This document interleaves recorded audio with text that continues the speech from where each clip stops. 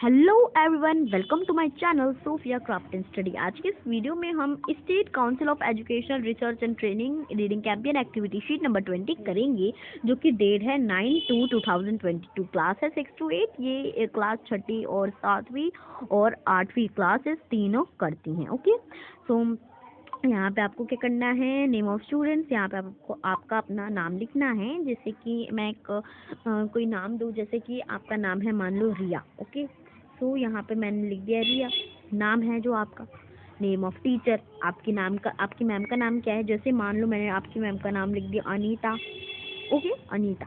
Okay, इस तरह से आप ऐसे कुछ एग्जाम्पल मैंने आपको बता दिए, जिस तरह से आपको यहाँ पे लिखना है। नेम ऑफ टीचर मतलब यहाँ पे आप लिख सकते हैं Mrs Anita, miss Anita. Okay, and next है क्या है ये, इसका टॉपिक क्या है वो हम यहाँ देखेंगे। इसका टॉपिक है the Hunter and the pigeon. मतलब कि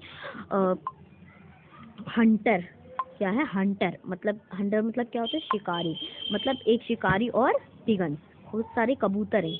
ओके, रीडिंग इंस्ट्रक्शन दिए गए हैं आपको, मतलब कि किस तरह से आपको इसे रीडिंग करना है। फर्स्ट है और सेकंड ये है third. Okay, let your voice reflect tone this story और टू और the personality of characters. Don't read too fast, vary your pace so you can pause off efficiency. Let voice the tone, आपको पूरे अच्छे से tone के साथ इसको अच्छे से रीड करना है। Story of personalities. Okay, personalities of the character, तो मतलब इसमें जितने भी करेक्टर्स हैं वो बता के बिल्कुल अच्छे से उन सब करेक्टर्स के। जैसे मान लो क्या है कि जैसे कबूतर का जो मान लो कि उसका जो लीडर है वो इस तरह से कहता है, आज मैं तुम्हें ये दूंगा वो दूंगा, मतलब इस तरह से। और फिर कबूतर कहते हैं जी महाराज, इस तरह से। मतलब अलग अलग आवाज़ों में आप इसे भी रीड कर सकते हैं, अलग अलग रिफ्लेक्ट टोन के साथ। डोंट रीड टू फास्ट, जल्दी पढ़ने की कोशिश मत करना। जैसे a flock pigeons lived in a hog banyan tree. One day the pigeons were flying search of food. They saw plenty of grain scattered वगैरह वगैरह। तो इस तरह से आपको इसे नहीं पढ़ना है। ओके, सो नेक्स्ट है vary your pace to so you can pause for affection. और जहाँ जहाँ जैसे आपको ना फुल स्टॉप दिख रहे हैं, वहाँ वहाँ आपको क्या करना है, थोड़ा सा गैप देना है अपने आवाज़ को, फिर नेक्स्ट आगे से दोबारा लाइन शुरू करनी है। जैसे मैंने पढ़ा,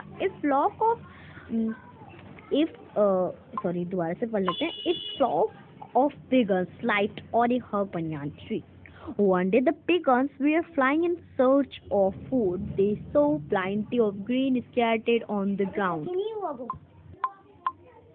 All the dams came down to eat the grain. Soon they realized that they were caught in the trap which the hunter had laid. इस तरह से आपको रीडिंग करनी है। और अब इसकी मीनिंग समझ लेते हैं। यही करना था आपको, रीड। पूरा एक स्टोरी है और आपको इसे क्या करना है, रीड करना है। तो मैंने इतना 1 पैराग्राफ करके हम इनकी मीनिंग समझेंगे। मैंने आपको इसे पढ़ के बता दिया, अब इसकी मीनिंग समझ लेते हैं। फ्लॉक ऑफ पिगन्स लाइव, मतलब कि एक पूरा फ्लॉक था, मतलब जो पिगन के झुंड को क्या कहते हैं, पिगन के झुंड को कहते हैं फ्लॉक। ओके, तो एक फ्लॉक था, पिगन का झुंड था, जो कि बनियान ट्री में रहता था, बरगद के पेड़ पे रहता था। एक दिन क्या हुआ, कबूतर फ्लाई कर रहे थे, किस लिए, खाना ढूंढ रहे थे। वो सर्च कर रहे थे कि कहाँ खाना है। ओके, देख रहे थे कि कहाँ पे खाना उनको मिल जाएगा। This plenty of grain scattered on the ground. उन्हें दिखा कुछ प्लेंटी ग्रेन, कुछ अनाज दिखे, जैसे कि आपको ये पिक्चर में दिखा रखा है। ये येलो येलो येलो येलो, ये सब क्या है, अनाज है। मतलब गेहूं भी आप समझ सकते हैं, कुछ अनाज होगा। तो वो क्या है, एक ग्रीन स्कैटर्ड, मतलब पूरे ग्राउंड में बिछा हुआ है। All the came off the eat the grain, came down eat the grain. सारे जो पिगन्स थे वो क्या हुए, वो नीचे सिट करके क्या ग्रेन को ईट करने लगे, खाने लगे। Soon they realized were caught a trap and the hunter had laid. उन्हें समझ आ गया थोड़ी देर बाद कि हाँ, ये तो यहाँ पे एक ट्रैप बिछा हुआ है, एक जाल बिछा हुआ है। ट्रैप मतलब क्या होता है, जाल। ट्रैप का मतलब क्या होता है, जो जमा की मतलब ला जाल। ओके, हंटर मतलब क्या होता है, हंटर मतलब होता है शिकारी। आपको इन सब की मीनिंग एंड स्पेलिंग दोनों याद करके रखना है। ओके। और ग्रेन मतलब क्या होता है? ग्रेन मतलब होता है अनाज।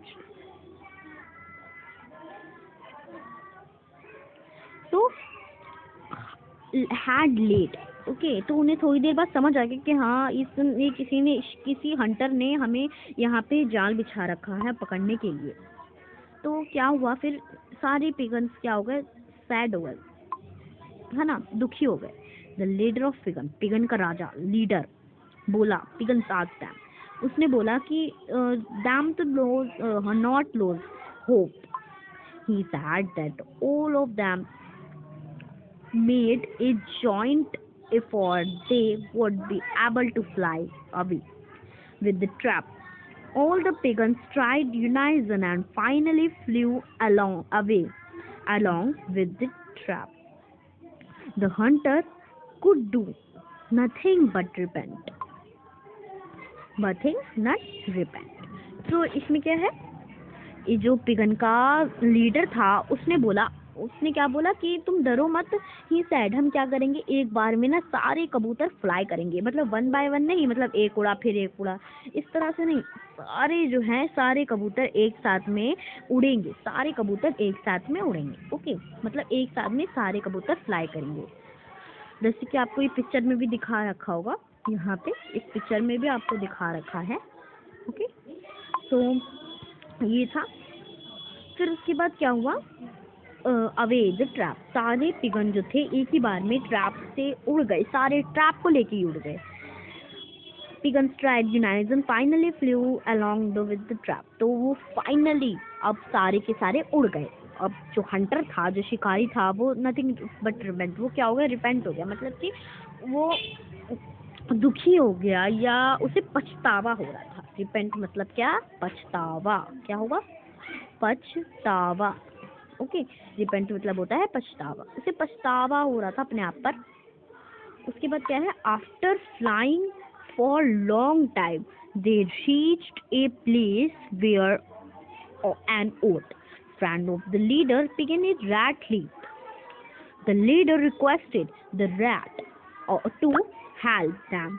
He agreed and called some other rats. All the rats worked on the trap and were able to cut it to set the pigeons free. इसका मतलब क्या है? उड़ने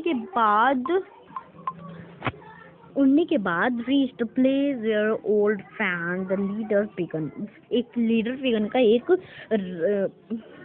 फ्रेंड था, दोस्त था। कौन था वो? एक रैट था, वहीं रहता था।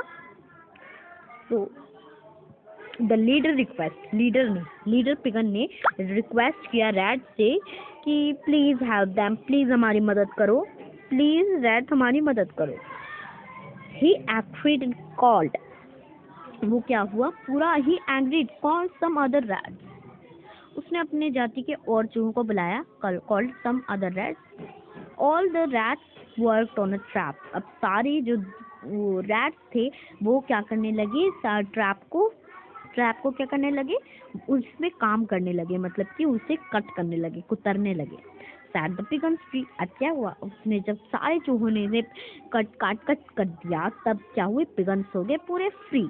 बहुत मजा आया ना इस कहानी को पढ़ने में, बहुत अच्छी कहानी थी। और इससे हमें क्या सीख मिलती है कि कभी उड़ने वाले जानवरों को पकड़ना नहीं चाहिए। ओके, और हमेशा हमें सबकी मदद करनी चाहिए। सब आपको यहाँ पे क्वेश्चंस दिए गए हैं, सजेस्टेड एक्टिविटी। फर्स्ट क्वेश्चन है हमारा, how many characters are there in story name them.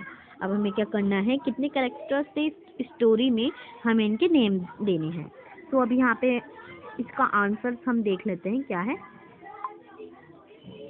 तो यहाँ पे ये पेज है जो कि मैंने कॉपी में नोट डाउन किया था, और आपको इस तरह से इसमें लिखना है। Okay, so let's start. First question है हमारा, क्वेश्चन नंबर 1, हाउ मैनी, क्या है? How many characters are there in story name them. Name करना है कि कितने कैरेक्टर्स थे स्टोरी में। देयर आर 4 कैरेक्टर्स, एस लगेगा, सॉरी यहाँ पे लगेगा S, 4 characters in this story. इस स्टोरी में 4 कैरेक्टर्स थे। कौन कौन से थे? सबसे पहले पिगन, यहाँ आप पिगन्स भी कर सकते हैं। ओके, पिगन्स, क्योंकि एक पिगन तो नहीं था ना, बहुत सारे थे, तो यहाँ पे हम पिगन्स कर देंगे। एक लीडर, एक पिगन था, तो इसलिए हम यहाँ पे पिगन लिखेंगे। ठीक, यहाँ एस लग जाएगा और यहाँ पे भी एस लग जाएगा। पिगन फर्स्ट था हमारा पिगन, फिर उसके बाद पिगन, तो इसके बाद सेकंड था लीडर पिगन, एंड थर्ड था हंटर, और फोर्थ था रैट। हंटर मतलब शिकारी, रैट मतलब चूहा, लीडर पिगन मतलब पिगन का राजा, कबूतरों का राजा, और पिगन मतलब कि बहुत सारे कबूतर। क्वेश्चन नंबर 2 था read out the story to your younger siblings with proper voice modulation and expression. आपको अपने सिबलिंग्स मतलब अपने भाई बहनों या आप अपने टीचर या अपने क्लासमेट्स किसी को भी यंगर मतलब कि किसी बड़े को सुना सकते हैं। अपने टीचर को भी आप इसे रीड करके ग्रुप पर भेज सकते हैं। ओके, तो इसमें 4 कैरेक्टर थे और सेकंड था हमारा read out a story modulation. आपने क्या करना था, इसे अपने सिबलिंग्स को इसे मतलब अपने भाई बहनों, टीचर या किसी बड़े को या अपने क्लास में किसी को भी सुना सकते हैं, या अपने टीचर को आप इसकी वीडियो बना के ग्रुप पर सेंड भी कर सकते हैं। पूरी वॉइस, प्रॉपर वॉइस से, अच्छी आवाज़ से और मॉड्यूलेशन एक्सप्रेशन के साथ इसे रीड करना है। यही है, इसमें कुछ लिखना नहीं है, बट मैंने आपको बता दिया। जो यहाँ क्या करना है, क्वेश्चन नंबर 3 को क्वेश्चन नंबर 2 कर देना, या क्वेश्चन नंबर 3 रहने देना, और क्वेश्चन नंबर 2 को आप लिखना मत। ओके, आपको नहीं लिखना है क्वेश्चन नंबर 2 को, ये मैंने आपके लिए खाली बनाया था। ओके, तो इसके बाद क्या है, क्वेश्चन नंबर 3 है fill in the blanks by choosing the right option. Fill in the blanks है चूजिंग राइट ऑप्शन चूज करना है। ओके, इसी तरह से आपको अपने कॉपी में भी नोट डाउन करना है। ए है the pigeons were flying to dash find look for food. ये आपको 2 ऑप्शंस दे रखे हैं, इनमें से आपको कोई एक चूज करना है। तो पिगन्स उड़ रहे थे, मतलब द पिगन वेयर फ्लाइंग किसके लिए उड़ रहे थे, क्यों उड़ रहे थे, फूड के लिए उड़ रहे थे, बट वो क्या कर रहे थे, फाइंड कर रहे थे या लुक, देख रहे थे या ढूंढ रहे थे, देख रहे थे, क्या कर रहे थे, वह है उसको सर्च कर रहे थे, लुक कर रहे थे। ओके, तो यहाँ पे क्या होगा, लुक आ जाएगा। उसके बाद बी है all the pigeons tried dash one dash, मतलब कि सारे पिगन्स किस तरह से फ्लाई करे, किस तरह से फ्लाई करा था उन्हें टुगेदर, एक साथ सारे पिगन्स ने फ्लाई किया था, या 1 बाय 1 मतलब एक उड़ा फिर एक उड़ा फिर एक उड़ा, ऐसे तो नहीं किया था ना, उनने पूरे टुगेदर मतलब एक साथ फ्लाई किया था। तो हम यहाँ लिख देंगे टुगेदर, टिक भी कर देना है आपको। फिर उसके बाद नेक्स्ट है see the trap was led by dash. किसने जाल बिछाया था, हंटर ने या फार्मर ने, मतलब कि किसान ने बिछाया था या शिकारी ने, किसने, शिकारी ने बिछाया था कबूतरों को पकड़ने के लिए। तो हम यहाँ पे हंटर पे टिक कर देंगे, है ना। फिर उसके बाद डी है द हंटर सैड डैश। अब बाद में हंटर क्या हो गया था, सैड हो गया था ना, कि अरे क्या हो गया, ये सब सारे ना ये सारे पिगन तो उड़ गए, एक्सट्राइड मतलब उतावला हो गया था क्या, वो तो सैड हो गया था। ओके, कि उसका जो कोई तकरीब थी, उसकी जो तरकीब थी वो क्या हुई, कामयाब नहीं हुई थी, तो यहाँ पे सैड था। ई है all the rat started dash the trap. सारे चूहे ट्रैप को क्या करने लगे, कट करने लगे या खाने लगे, ईट करने लगे या काटने लगे, क्या कुतरने लगे, मतलब कि कट करने लगे। तो हम यहाँ पे कहाँ टिक करेंगे, कट पे टिक करेंगे। ओके, तो नेक्स्ट है हमारा question number 4 write two leadership qualities displayed by the leader pigeon of the story and the graphic organizer। आपको क्या करना है, लीडरशिप की कोई क्वालिटी बतानी है, किसकी, पिगन, लीडर पिगन की कोई क्वालिटी बतानी है कि उसकी क्या विशेषता है, क्या उसका वर्ब है, क्या विशेषता है उसकी। तो सबसे पहले पिगन के बारे में फर्स्ट ये है, सेकंड ये है, थर्ड ये। ओके, फेयर था और थोड़ा अच्छा था, और मोटिवेटेड और इंटेलिजेंट था और क्या था, मोटिवेट मतलब वो है सबको मोटिवेट करता था, सबको बताता था हाँ तुम ऐसा करो नहीं वैसा करो, हाँ ऐसा करो नहीं वैसा करो। ओके, तो इंटेलिजेंट भी था वो। ओके, ये हो गया। And next question number 5 है a leader is one who leads or a gives direction। The leader pigeon did just that। What did the leader pigeon ask the other pigeon to do? Write your answer in a note more that 2 lines।